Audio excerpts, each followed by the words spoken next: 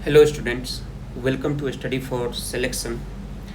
Dear students, अगर आप BPSC prelims दे रहे हैं तो अगले कुछ मिनट आपके प्रीलिम्स में सफलता के लिए सबसे वैल्यूएबल मिनट्स हो सकते हैं। मैं क्लियरली बोलूँ तो इस वीडियो में ना तो आपके लिए मैं कोई मोटिवेशन लेके आया हूँ, ना ही किसी प्रकार का कोई अनरियलिस्टिक प्रॉमिस।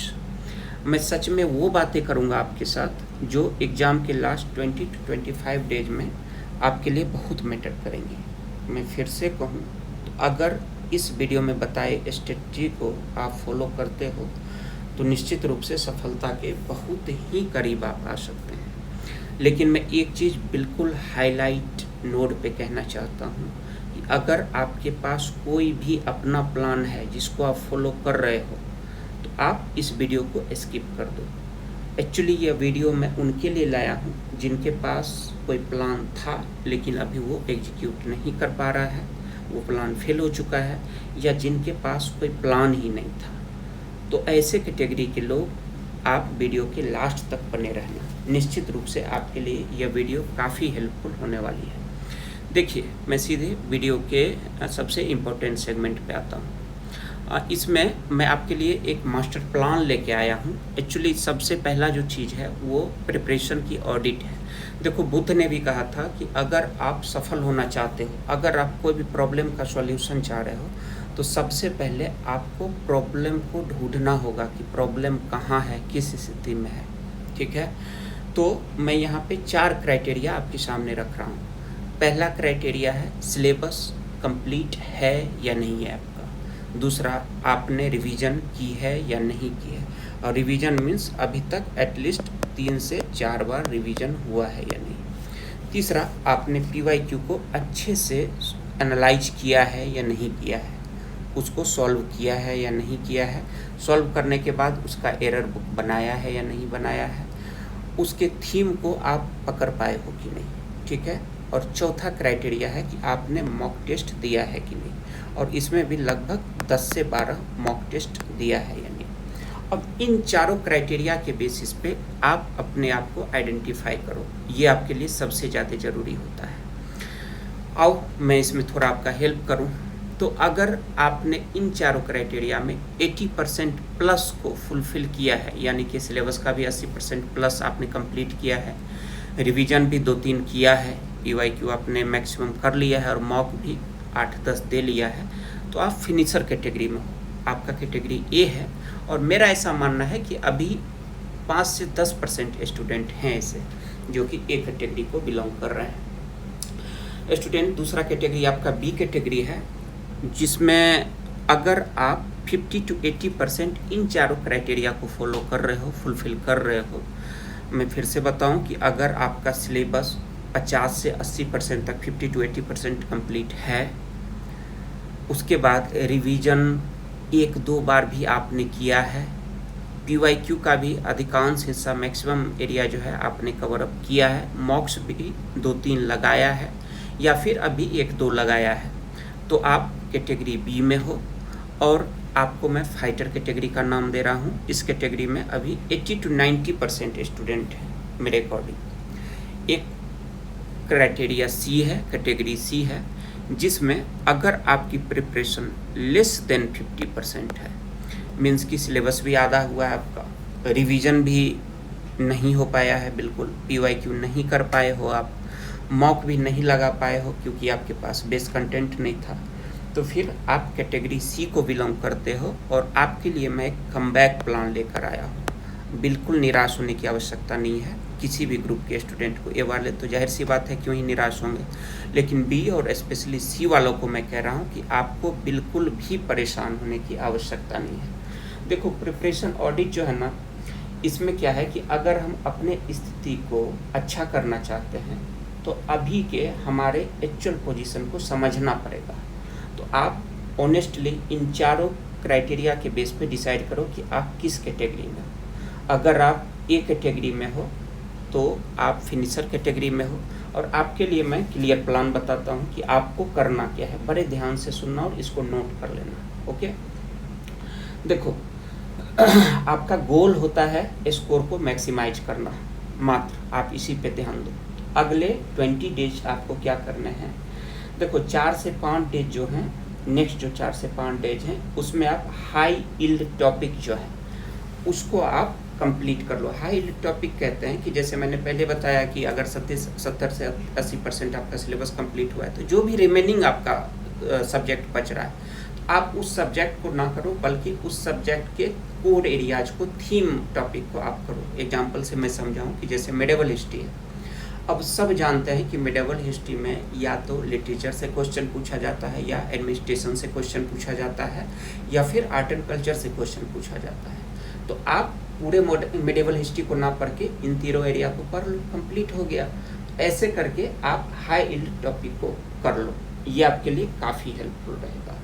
दूसरा, हर दिन 2 घंटे आपको करंट अफेयर्स पढ़ना है। तीसरा, 40% जो आपका दिन का टाइम है जो स्टडी के लिए, आप उस टाइम को रिवीजन को दो। चौथा, हर दिन एक मॉक टेस्ट सॉल्व करो, उसका एनालाइज करो, और जो भी गलती आप कर रहे हो उसको एक एरर बुक में लिखो और उसका रिवीजन करोगे। ये चीज़ें आप पर डे करो, ठीक है। अब मैं सीधे कैटेगरी बी वालों पे आता हूँ, जिनको मैंने फाइटर कैटेगरी नाम दिया है। देखो, मोस्ट ऑफ द स्टूडेंट्स हैं वो इस कैटेगरी को बिलोंग करते हैं, ठीक है। जाहिर सी बात है, आपका 50 से 80% ही सिलेबस कंप्लीट हुआ है। तो कुछ आपके जो वीक सब्जेक्ट हैं, ठीक है, और कुछ जो अधूरा सब्जेक्ट है, अगर आप उसको फॉलो करने लगते हो, कंप्लीट करने लगते हो, तो शायद आप इतने कम समय में नहीं कर पाओगे। तो आपको करना क्या है, वो बिल्कुल आप ध्यान से सुनो और इसको लिखो। देखो, स्ट्रॉन्ग एरिया को आप पॉलिश करो, लाइक कि जैसे आप मॉडर्न हिस्ट्री पढ़ रहे हो और मॉडर्न हिस्ट्री पढ़ चुके हो, पढ़ने के बाद आपका ये पोर्शन सही लग रहा है, तो इसके जो जो थीम एरिया हैं उनको आप और भी रिवीजन करो, ताकि यहाँ से क्वेश्चन आए तो गलत ना करो। करंट अफेयर्स आपने कर लिया है, उसको अच्छे से रिवीजन करो, उसके थीम एरिया को रिवीजन करो, क्वेश्चन आए तो गलत ना हो जाए। मतलब जो भी आपका स्ट्रॉन्ग एरिया आपको लगता है मैंने हिस्ट्री कर लिया है, स्पेशल कर लिया है, ये कर लिया है, वो उसको आप अच्छे से पॉलिश करो। दूसरा, आपका जो भी 30-40% या 20% सब्जेक्ट बच रहा है, उस सब्जेक्ट के हाई इल्ड टॉपिक पे, जो अभी मैंने मेडिवल वाला एग्जांपल दिया था ग्रुप ए के बच्चों को, सेम चीज़ करना है। जो भी सब्जेक्ट आपके रिमेनिंग हैं उसके हाई इल्ड टॉपिक को आप पकड़ो और उसको कर जाओ। ये कैसे पता चलेगा हाई इल्ड टॉपिक, मैं तीनों कैटेगरी में ये बताने वाला हूँ। तो मैं प्रयास यही करूँगा कि कल मैं 100 पॉसिबल हाई इल्ड टॉपिक को दूँ आपको, और उसके थ्रू आप लोग फाइंड आउट करके उस सब्जेक्ट से आप कर लेना इसको कंप्लीट। तीसरा काम आप क्या करना, ग्रुप बी वाले बच्चे 2 दिन में एक फुल मॉक टेस्ट लगाना और उसका एनालिसिस करना। हर दिन आप 100 लगभग MCQ सॉल्व कीजिए, उसका एनालिसिस करके एरर बुक बनाइए। PYQ को अच्छे से एनालाइज करना है, इसका विड्थ कितना है, इसका डेप्थ कितना है, इसके थ्रू थीम एरिया को पकड़ना है, और हर दिन 2 घंटे करंट अफेयर्स को पढ़ना है। ये बात आप ध्यान में रखना, ठीक है। होता क्या है कि आपको परफेक्शन को नहीं ढूंढना है, आप हाई प्रोबेबिलिटी टॉपिक जो है ना उस पर आप फोकस करो, उस पर मास्टरी करो, ठीक है। आ जाओ आप ग्रुप सी वाले बच्चे, जो भी ग्रुप सी में हो, आपके लिए मैं कम बैक प्लान लेके आया हूँ। आपको बिल्कुल परेशान होने की आवश्यकता नहीं हुई है, नहीं होनी है क्या, मैं आप समझ रहा हूँ। या तो आपने लेट से प्रिपरेशन स्टार्ट किया होगा, या तो आप पैनिक हो गए होंगे, या तो कोई प्रॉब्लम्स रहे होंगे, या तो पर्सनल प्रॉब्लम, या फिर फैमिली प्रॉब्लम। तो आपको स्टूडेंट्स थोड़ी भी परेशान होने की आवश्यकता नहीं है, अगर आपकी प्रिपरेशन 50% भी नहीं हुई है। मैं कहता हूं कि इस वीडियो को अगर आप फॉलो करते हो और अपकमिंग वीडियोज को आप फॉलो करते हो, तो निश्चित रूप से आपका रिजल्ट होगा। जानने वाले बच्चे मुझे जानते हैं कि मैं बड़े बड़े इंस्टीट्यूट में रह चुका हूं, और मेरे अंडर से ऐसे बच्चे जिनका कि कोई भी उम्मीद नहीं था, उनका भी फाइनल सिलेक्शन हुआ है। तो आप फेथ करो मेरे पे, आराम से होगा, ठीक है। देखो, आपका ग्रुप सी वाले बच्चे, आपका गोल होना चाहिए डैमेज कंट्रोल पे और अपने स्कोर को मैक्सिमाइज करने पे, और मेरा यकीन मानो ये बिल्कुल बिल्कुल पॉसिबल है, ठीक है। तो मैं आपको अगले 20 डेज का प्लान बताता हूँ। करना क्या है, कोई भी नया सोर्स नहीं पढ़ना है, ठीक है। आप लिख लेना, कोई भी नया सोर्स नहीं पढ़ना है। नया सोर्स कैसे, जैसे आप सपोज करो कि मॉडर्न हिस्ट्री के लिए स्पेक्ट्रम पहले से पढ़ा है, या आपने किसी टीचर का नोट्स ही पढ़ा है, आप उसी को रिवीजन करोगे, ठीक है। और ये चीज़ सारे बच्चों पे, तीनों ग्रुप के बच्चों पे होती है लागू, कि आपको कोई भी नया सोर्स नहीं पढ़ना है, ओके। सेकेंड चीज़, बचे हुए सब्जेक्ट में हाई यील्ड टॉपिक को कंप्लीट करना है। मुझे पता है 40% 50% आपका सब्जेक्ट बच रहा है, इसमें जो भी हाई यील्ड टॉपिक है उसको आपको कंप्लीट करना है। ये नहीं कि पूरे सब्जेक्ट को, और वही फॉलो करना है जैसे मैंने मिडिवल वाला एग्जांपल दिया था। इसी को आप साइंस में कर सकते हो, पॉलिटी में कर सकते हो, थीम बेस्ड, और इसमें मैं भी हेल्प करूँगा आगे, ठीक है। तीसरा, PYQ पे मास्टरी करो। देखो तीनों ग्रुप के स्टूडेंट आप लोग ध्यान रखना, अगर आप PYQ पे अच्छे से मास्टरी कर लेते हो ना, तो ना सिर्फ आपको ये पढ़ने में हेल्प करता है, बल्कि आप जानते हो कि कई बार 40, 50 से 60 क्वेश्चन तक डायरेक्टली PYQ से आ जाते हैं, ठीक है। आप ये कर लेना। उसके बाद 2 से ढाई घंटे आप डेली करंट अफेयर्स को पढ़िए, ठीक है। आप ऐसा कर सकते हो कि 5 घंटे आप हाई टॉपिक को पढ़ लो, 2 घंटा MCQ लगाओ और उसका आप एरर बुक बनाओ। उसके बाद 2 घंटे आप करंट अफेयर्स को पढ़ो, ठीक है। दूसरे से आप कंपेयर बिल्कुल भी मत करना। आपको मेरा स्ट्रॉन्ग सजेशन है कि कंपेयर बिल्कुल भी नहीं करना है, ठीक है। और तीनों ग्रुप के लोगों, आप ये चीज़ ध्यान दो कि अगले 20 डेज किसी भी प्रकार की कोई भी स्ट्रेटजी किसी की कॉपी मत करना, क्योंकि सबकी अपनी इंडिविजुअल स्थिति है, ओके। और अपने स्थिति के आधार पे प्लान फॉलो करो, रिजल्ट निश्चित रूप से मिलेगा, क्लियर। अब एक बार ध्यान देना, मैं एक इम्पोर्टेंट चीज़ आपको बता रहा हूँ, और एक चीज़ और मैं बता रहा हूँ कि अभी तक वीडियो में जो भी बच्चे बने हो तो ये समझना रिजल्ट की पॉसिबिलिटी आपकी बहुत ज़्यादा अब हो गई है, क्लियर मैं बता रहा हूँ। तो एक बिगेस्ट मिस्टेक से बचना क्या है वो मैं अब बताता हूँ। जो भी ग्रुप ए वाले बच्चे हो जो कि रेडी हो बिल्कुल, वो आप अपने एक्यूरेसी पे ध्यान दो। अब जो भी आप प्रैक्टिस सेट लगा रहे हो उसमें देखो एक्यूरेसी कैसे बढ़ेगा, और मैं इसमें आपका हेल्प करने वाला हूँ जल्दी ही। मैं उस पर स्ट्रेटजी वीडियो में भी कल ही लाऊंगा। दूसरा, आपको ओवर कॉन्फिडेंस से बचना होगा कि मेरी तो प्रिपरेशन हो गई है, मैं अब झूठ मूठ का डिस्कशन में लगा हूँ, इधर उधर चिल कर रहा हूँ। नहीं, ओवर कॉन्फिडेंस से बचना है। आपको मॉक भी लगाना है, मॉक भी नहीं छोड़ना है, सारे चीज़ों को करना है, मल्टीपल रिवीजन करना है स्टूडेंट। ग्रुप बी वाले जो बच्चे हो जो फाइटर कैटेगरी को हो, रिवीजन सबसे ज़्यादा आपको करना है। रिवीजन पे ध्यान देना, और कोई भी नया सोर्स आप मत पढ़ना, ठीक है। और कोई नया सब्जेक्ट भी मत उठाना, सिर्फ उसके हाई यील्ड टॉपिक को करना। ग्रुप सी वाले जो कमबैक वाले स्टूडेंट हैं, आप लोग सिर्फ हाई यील्ड टॉपिक को पढ़ोगे, और पैनिक बिल्कुल भी नहीं होना है आपको, ये चीज़ क्लियर रहना। तीनों ग्रुप के बच्चे आप लोग कोई भी न्यू सोर्स नहीं पढ़ोगे, क्लियर, ठीक है। ध्यान दे के सुनना कि आप कैटेगरी A, B, C जिस कैटेगरी में हो, जो एग्ज़ाम वाला दिन है OMR सीट आप लोग को सेम ही मिलेगी। तो आज से अपनी जो भी आपकी कैटेगरी है उसको आप दिल से एक्सेप्ट करके उसके हिसाब से अपना स्मार्ट प्रिपरेशन कीजिए, सब अच्छा होगा। मैं बिल्कुल क्लियर वे में आपको बता दे रहा हूँ, ठीक है।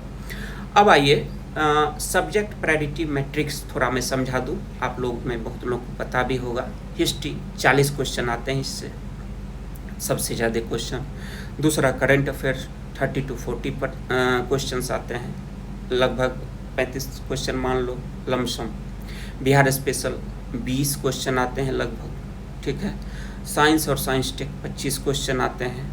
ज्योग्राफी, इकोनॉमी और पॉलिटी मिला के ये समझ लो 25 से 30 क्वेश्चन आते हैं। मैथ और रीजनिंग से 10 क्वेश्चन आते हैं। अब समझने की बात यहाँ ये है कि जो भी ऊपर के ये 4 सब्जेक्ट हैं, इस चारों सब्जेक्ट को जोड़ो तो लगभग 110 क्वेश्चन आपके आ रहे हैं। और आपको कट ऑफ कितना क्लियर करना है, पिछले बार 88 आया था, 100 मान लो, 105 मान लो। तो अगर आप इस चारों को अपना स्ट्रॉन्ग एरिया बना देते हो तो मैं लिख के देता हूँ, आपका रिजल्ट कोई नहीं रोक पाएगा, ठीक है। तो आप ऐसे करके इसी प्रायोरिटी में आप चीज़ों को कंप्लीट करो, ठीक है। मैं एक चीज़ और आपको बताना चाहता हूँ कि स्कोर बूस्टर का एक सेगमेंट में जल्दी लाऊंगा। स्कोर बूस्टर सेगमेंट में क्या होगा कि क्वेश्चन का सिलेक्शन आपको कैसे करना है, एलिमिनेशन टेक्निक का यूज कैसे करना है, इंटेलिजेंट गेस कैसे करना है, टाइम मैनेजमेंट कैसे करना और एरर एनालिसिस कैसे करना है। अगर आप इसको करते हो तो 5 से 10 क्वेश्चन आपका बढ़ जाएगा। मैं बहुत जल्दी इस पर एक छोटा सा वीडियो लाने वाला हूँ। होना क्या था कि अभी मैंने सोचा था कि इसी वीडियो में डिस्कस कर दूं, लेकिन वीडियो लंबी हो जाती तो ये मुझे उचित नहीं लगा। मैं जल्दी इसको लाने वाला हूं। उसके बाद अपकमिंग सीरीज में क्या होने वाला है इसको मैं ज़रा बता दूं। 100 मोस्ट प्रोबेबल टॉपिक है, वो मैं आपको एज सुन एज पॉसिबल देने वाला हूँ। उसके बाद जो high yield topic subject series है, अब बहुत बच्चे का कॉल मैसेज आ रहा है कि सर हिस्ट्री नहीं हो पा रहा है, हिस्ट्री नहीं हो पा रहा है, जबकि 50 क्वेश्चन, ये 40 क्वेश्चन हिस्ट्री से आ जाते हैं। सर करंट अफेयर्स का तो इतना क्वेरी है कि मत बोलिए। PYQ बहुत बच्चे नहीं कंप्लीट कर पाए हैं। जो मोस्ट एक्सपेक्टेड MCQ है उसको नहीं बच्चे कर पाए हैं, ठीक है। और लास्ट में मैं आपको एग्ज़ाम हॉल का स्ट्रेटजी दूंगा, ओके। तो इन सब पे मैं अपकमिंग वीडियो लाने वाला हूँ। लेकिन आप लोग ये ध्यान रखना कि अगर आज जो मैंने वीडियो में बताया है उसको आप रिलीजियसली फॉलो करते हो तो निश्चित रूप से आपको रिजल्ट मिलेगा। अपने कैटेगरी के जो भी बच्चे हो A, B और C वाले, उस चीज़ों को बिल्कुल लिख लेना कागज़ पे और रिलीजियसली फॉलो करो। मैं कहता हूँ रिजल्ट दूंगा, और मैं हवा में बात नहीं कर रहा हूँ। मेरे अंडर से काफ़ी बच्चों का सिलेक्शन हुआ है, जो भी जानने वाले लोग हैं मुझे जानते हैं, ठीक है। आप लोग बिल्कुल कॉन्फिडेंट होकर रिलीजियसली इस प्रोग्राम को फॉलो करो, निश्चित रूप से रिजल्ट आएगा। और मैं आगे जल्दी ही इन चीज़ों को कंटिन्यू करता हूँ। सो वीडियो में रहने के लिए आप लोगों का बहुत बहुत धन्यवाद। Thank you so much.